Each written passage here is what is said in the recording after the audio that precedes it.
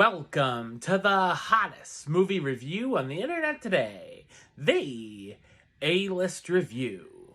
I am your host, the Game Changer, Wes Troop, and it's time to go back to the couch. That's right, because Netflix is currently streaming one of the big award contenders for this year.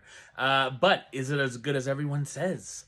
My review of the 2021 Western drama, The Power of the Dog, coming up now.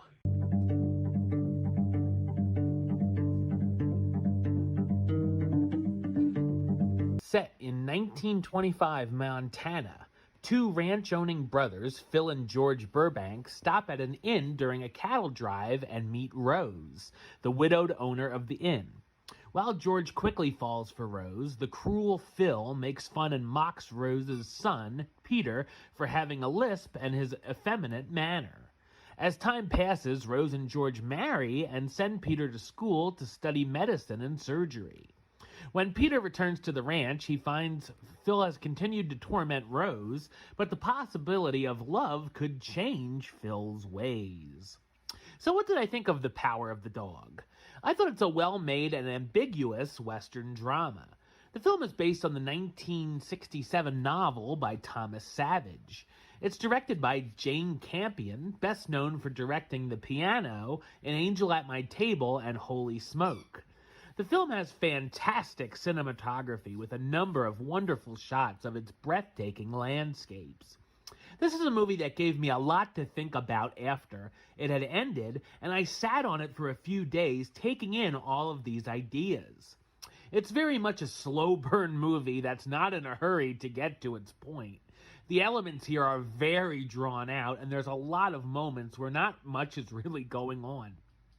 For many, this will be a big red flag, and while I wish there were a few times that the pace would have picked up a little bit, I could appreciate what it was trying to do. It's very much a dark character study of Phil on this journey. We uncover interesting things about him and see some very small growths as the story plays out. His stories and the influence he took from his late mentor becomes more intriguing to the plot as well. There's also a very big contrast between Phil and George, and we see that they have quite a strained relationship. The film gives us a number of tense and sometimes even uncomfortable moments between Phil, Rose, and Peter, where we think we know where things might go, but they don't, and I always felt a little on edge as I wasn't sure what was going to happen. There's also a lot of commentary on toxic masculinity and homophobia, as well as quite a bit of subtext throughout. Everything does come together by the time we get to its surprising ending, and we see that there were some very clever ideas at play. Johnny Greenwood's powerful score brings a lot to this film as well. Great performances from the cast, starring Benedict Cumberbatch as Phil Burbank, the angry and cruel rancher who takes everything out on his new in-laws, Kirsten Dunst as Rose Gordon, the widowed inn owner Phil begins to torment, Jesse Plemons as George Burbank, Phil's kind-hearted brother who falls in love with Rose, and Cody Smit-McPhee as Peter Gordon, Rose's son who is studying to be a doctor. The Power of the Dog is filled with some terrific performances and is an experience you have to be patient with to see where it's going.